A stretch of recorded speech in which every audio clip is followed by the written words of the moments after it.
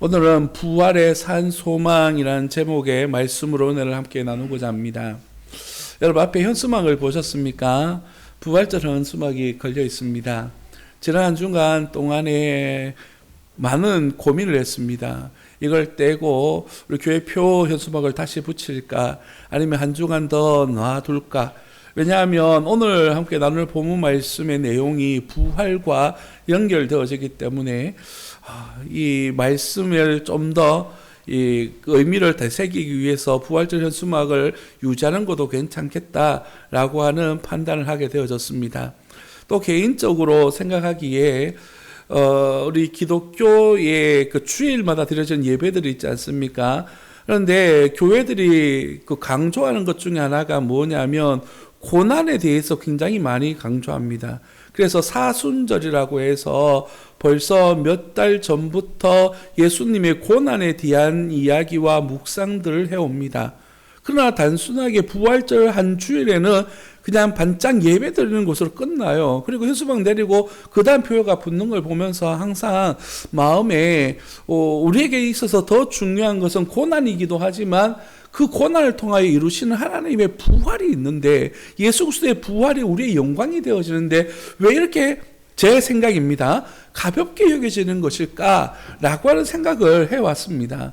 그래서 제가 목회할 때는 최소한 2주는 걸어야 되겠다라고 하는 생각을 했는데 막상 걸고 나면 마음의 갈등들이 많아요. 혹시나 저거 안 뗐으면 목사님 까먹은 거 아이가? 뭐 이런 생각도 할 것 같기도 하고. 그래서 여러 가지 생각들 때문에 매번 현수막을 볼 때마다 갈등을 합니다. 그러나 오늘 본문 말씀의 의미들을 함께 되새기면서 우리 현수막에 걸려있는 이유들을 다시 한 번 더 생각해 보기를 소망합니다. 오늘 우리가 읽은 베드로 전서 말씀은 고난에 대한 이야기를 다루어주는 말씀입니다. 주로 바울이 쓴 바울 선신들은 특정한 교회를 이제 특정해서 편지를 보냅니다. 에베소서 같으면 에베소에 있는 교회, 디모데 전후서 같으면 디모데라고 하는 사람, 이렇게 해서 편지를 써 보내서 그 사람과 그 교회에 대한 이야기를 다루어 줍니다. 그러나 베드로 전후서는 그 회람이라고 해서 공동서신이라는 말을 쓰거든요. 이 편지를 받은 교회들이 나누어 가면서 돌아가면서 보도록 쓰여진 글입니다. 그래서 오늘 1절 말씀에도 보시면 예수 그리스도의 사도 베드로는 본도, 갈라디아, 갑바도기아, 아시아와 비두니아에 이렇게 표현되어지고 있습니다. 여기가 바로 지금의 트레키에 터키 지방에 있는 지역을 이제 기록한 내용인 것이죠. 그래서 이 지역들에 있는 교회들이 돌아보면서 읽도록 보낸 편지의 글이 바로 이 베드로 전서 말씀인 것입니다. 그 내용은 그렇습니다. 지금 예수님을 곧 믿기 시작하고 예수님을 알기 시작한 이들에게 많은 어려움이 있었습니다. 특별히 예수님을 처음 믿기 시작했던 이들에게는 무엇이 바뀌기 시작했냐면 자기를 잘 알아왔던 사람들이 예수쟁이가 되어졌다라고 하는 이유 때문에 핍박하고 오해하고 싫어하는 경우들이 많이 생겨났습니다.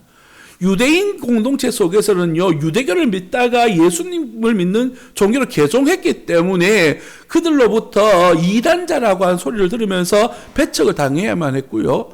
이방인으로서 예수님을 믿기 시작하면 그 삶의 질이 바뀌기 시작합니다. 그래서 우상숭배도 하지 않고 또한 그 당시에는 우상숭배와 함께 나타나는 것이 표현이 죄송합니다. 불륜이 일어났습니다. 이렇기 때문에 이런 일들로부터 거룩한 삶을 살고자 하는 모습들이 나타나기 시작하니까 너가 뭐가 특별해? 라고 하면서 핍박이 일어나기 시작한 겁니다.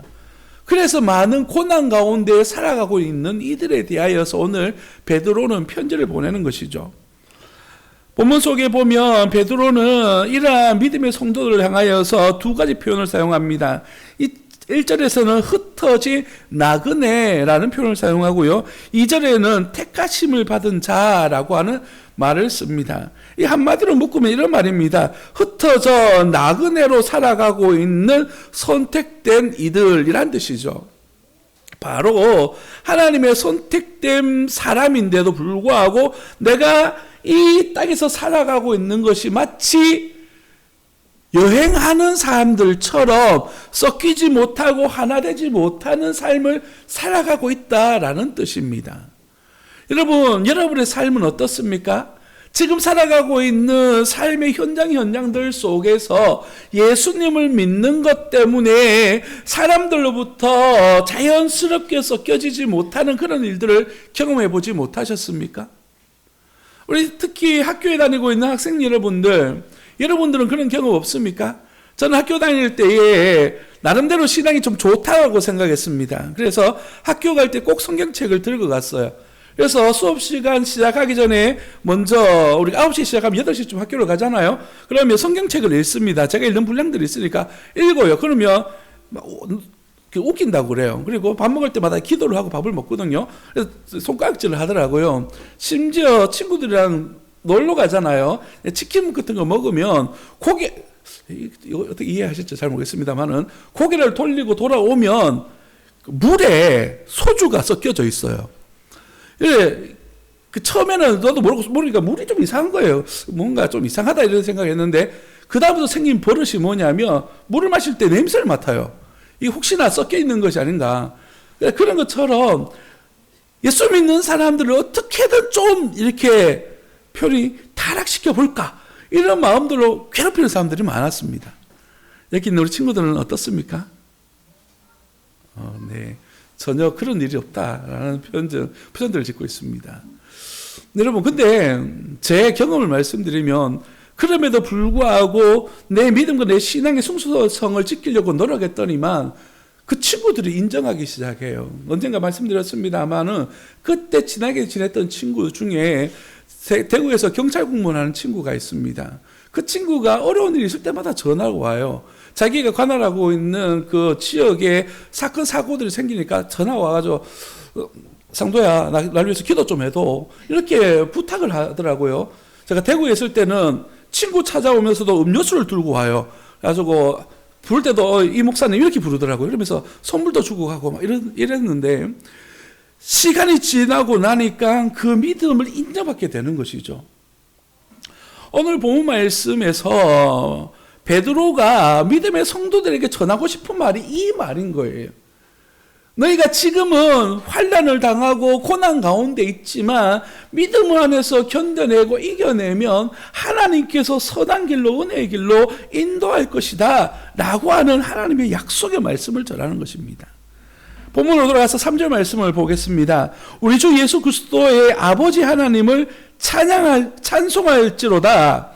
그의 많으신 긍휼대로 예수 그리스도를 죽은 자 가운데서 부활하게 하심으로 말미암아 우리를 거듭나게 하사 산 소망이 있게 하시며 라고 그렇게 말씀하시죠. 여러분, 이 본문 말씀 속에서 몇 가지로 좀 나누어서 생각해 보겠습니다. 첫 번째 문장은 무엇이냐면 우리 주 예수 그리스도의 아버지 하나님을 찬송하리로다 라고 그렇게 말합니다. 찬송한다라고 그렇게 먼저 고백을 해요. 여러분, 말씀드렸습니다만은 지금 이 편지 글을 받고 있는 이 터키 지역에 있는 교회들은 고난 가운데 있었습니다. 고난 속에서도 하나님을 찬양한다는 것은 결코 쉬운 일이 아닐 거예요. 왜요? 지금 당장에 내가 힘들고 어려운데요. 여러분, 표현이 좀 그렇습니다만 탁 깨놓고 한번 이야기해 봅시다. 시험 들 때 더욱더 찬양하고 예배하고 하나님 앞에 기도합니까? 아니면 교회 오는 것도 불편해하고 예수님을 믿는 사람 만나는 것도 불편해하고 목사님이 신방 전화하면 그냥 받지도 않는 그런 모습은 없습니까? 오늘 본문 말씀에 등장하고 있는 말씀은요, 그럼에도 불구하고 하나님을 찬송하고 있는 장면을 보여줍니다. 그 이유에 대하여 계속해서 말하는데요, 그의 많으신 긍휼대로라고 그렇게 말합니다. 긍휼대로라고 하는 말은 뭐냐면 우리가 불쌍히 여긴다 이런 뜻인데요. 여기서 말하는 불쌍히 여긴다는 것은 내 스스로 할 수 있는 능력으로 얻어지는 것을 이야기하는 것이 아니라 나는 할 수 없지만 하나님께서 우리를 위하여 행하신 그 사랑의 손길을 의미하는 겁니다. 예를 들어보자면 이런 것 같습니다. 지금 내가 너무 가난해서 먹을 것이 없어서 길거리에 나앉았습니다. 그리고 두 손 벌려서 구걸을 하고 있는데 어떤 사람이 지나가다가 동전 몇 개 주는 수준이 아니라 내 손을 잡고 이끌어서 씻기고 먹이고 입혀서 집과 살곳과 이 모든 재정적 지원을 다 해주는 거예요. 이것이 오늘 본문에서 말하고 있는 긍휼대로라고 하는 말입니다. 우리 주님께서 우리를 어떠한 사랑으로 이렇게 실천해 보이셨는가? 예수 그리스도를 죽은 자 가운데서 부활하게 하심으로 라고 이렇게 말하죠. 여기서 말하는 부활이라고 하는 것은 그저 죽었다 살아났다라는 의미를 벗어납니다. 바로 새로운 창조적 경험을 이야기하는 것이거든요. 죽음이라고 하는 것은 죄에 대해서 죽은 것이고 과거로부터 단절되어지는 것이고 이제 하나님으로 말미암아서 새로운 삶을 살게 되어지는 본문석의 표현대로 우리를 거듭나게 하사라는 뜻입니다. 나를 완전히 새롭게 만드시고 내가 죄의 자녀에서 하나님의 자녀로 신분이 바뀌었다라고 하는 그런 신앙의 고백을 담고 있는 것입니다. 이것을 다른 말로 뭐라고 표현하면 산 소망이 있게 했다라고 그렇게 말합니다. 본문 속에서는요, 이 산 소망을 구원이라고 하는 단어로도 병행하여 사용합니다. 하나님께서 우리를 그렇게 구원하셨다라고 하는 것이죠. 베드로전서 속에서는 우리를 이러한 믿음으로 구원받은 사람들을 우리, 너희라는 단어로 사용하면서 하나님의 일하심으로 하나님께서 예수 그리스도를 이 땅에 보내주시고 예수 그리스도께서 십자가에 죽으시고 부활하신 것을 통하여서 구원한 너희, 구원한 우리라는 표현을 사용하고 있는 것입니다. 여러분, 우리라고 하는 단어 그리고 너희라고 하는 단어 속에서는 무엇이 전제되어지냐면 관계가 먼저 전제되어집니다. 그냥 아무런 관계도 없는 사람한테 우리라고 말할 수 있겠습니까? 가까이 있는 사람은 너희라고 표현할 수 있을까요? 아닌 것이죠. 오늘 본 말씀에서 말하고자 하는 바가 무엇이냐면 하나님의 구원은 이러한 관계 속에서 이루어지고 있다라는 것을 이야기합니다. 어떤 관계입니까? 하나님이 우리를 먼저 사랑하셨습니다. 그리고 그 사랑의 실천으로 예수 그리스도를 보내주셨습니다. 예수 그리스도께서 저와 여러분들의 죄를 대신해서 죽으심으로 말미암아 우리의 연약함을 새롭게 만드심으로 구원의 은혜를 받게 하신 것이죠. 여러분, 한 사람을 소개하려고 하는데 바로 사도 바울입니다. 그의 처음 모습은 예수님을 믿는 사람들을 잡아 죽이는 그런 일을 했던 사람입니다. 자기 나름대로 열심을 가지고 하나님을 믿던 사람이 예수님을 알기 시작한 것은 배교라고 생각했고 이단이라고 생각해서 어떻게든 잡아 죽이려고 하는 그런 사람이었습니다.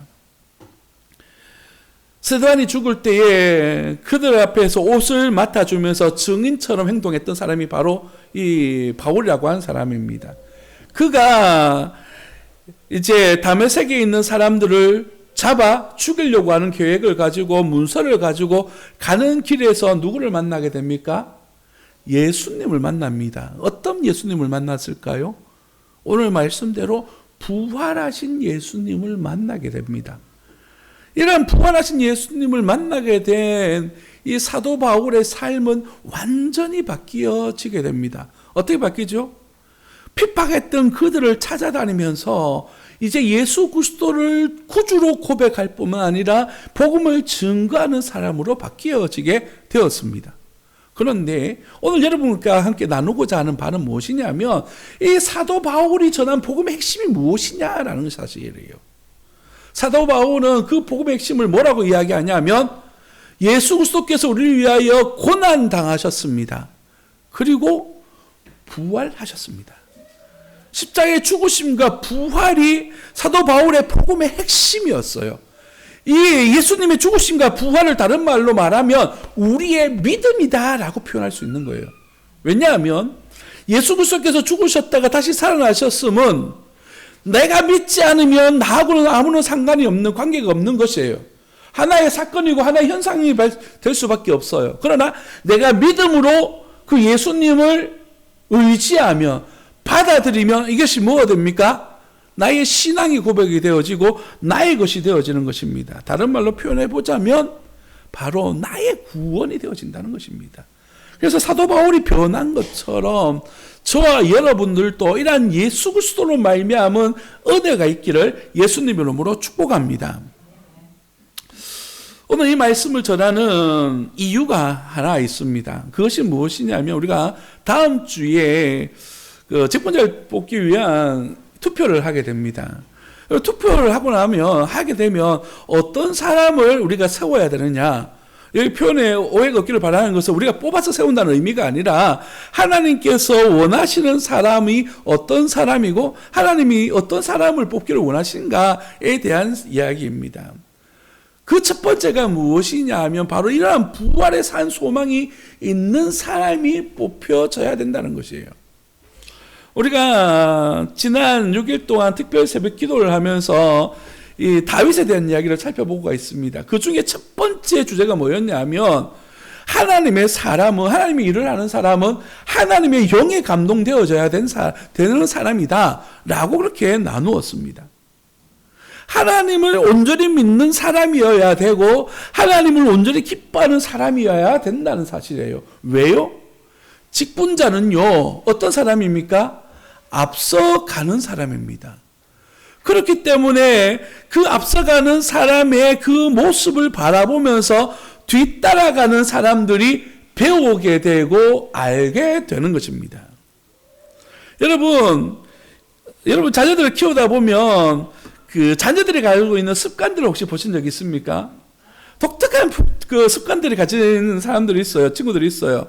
보면 그 부모님이 비슷한 습관을 가지고 있습니다.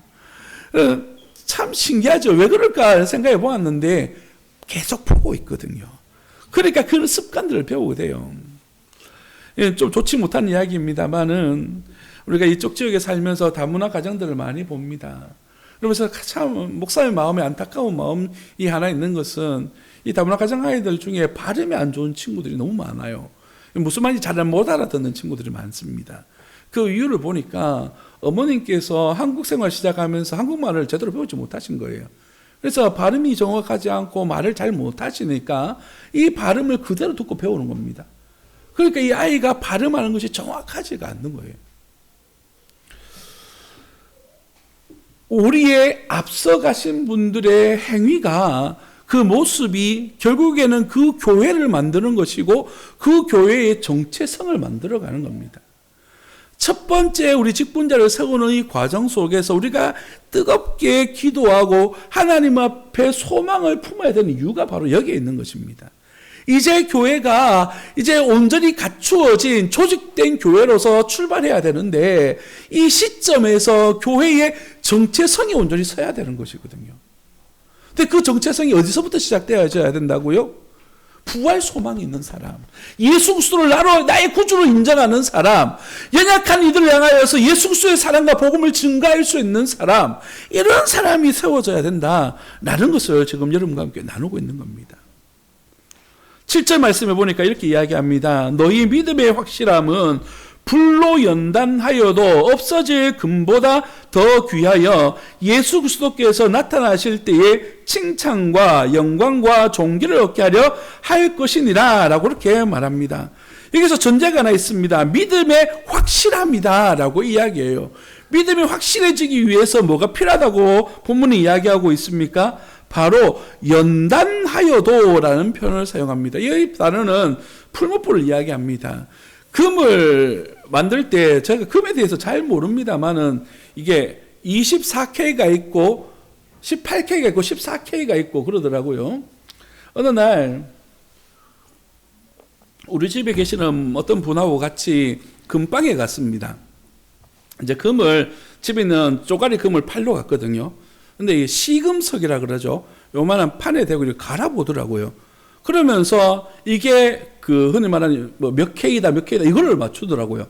좀 신기한데 그 중에 하나를 이렇게 갈더니만 이렇게 표현하더라고요. 고객님, 여기는 금 함량이 부족해서 이거는 금이라고 말할 수가 없습니다라고 말한 거예요. 금은 들어있는데 함량이, 그러니까 불순물이 더 많다는 거죠. 그러니까 금이 아니라는 거예요. 똑같이 생겼어요. 구분이 안 됩니다. 본문에서 말하고자 하는 바가 그거예요. 바로 우리가 확실한 믿음, 믿음의 확실함이라고 하는 것은 불로 연단하여서 하나님이 원하시는 사람으로 빚어져 가는 모습들을 이야기합니다. 신앙생활을 하고 앞선 지도자가 되어지고 교회를 세워가는 일에 앞서간다라고 하는 것은 다른 말로 표현해 보면 앞에서 날아오는 모든 풍파를 내가 받으면서 간다라는 것을 의미합니다. 먼저 가는 길이 그 다음 따라오는 사람들에게는 위로가 되어지는 것 아니겠습니까?